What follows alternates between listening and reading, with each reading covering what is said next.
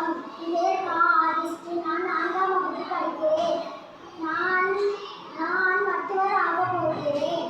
நான் ஒரு மருத்துவர். நான் மருத்துவமனையில் மருத்துவ தொழிலை மேற்கொள்கின்றேன்.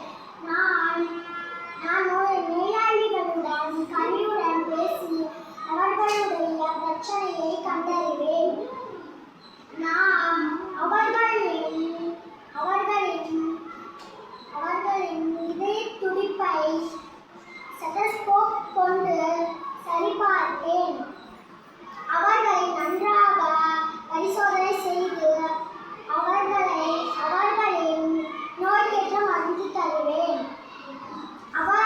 மக்கள் என்னை கைராசிக்காரர் மருத்துவர் என்பார்.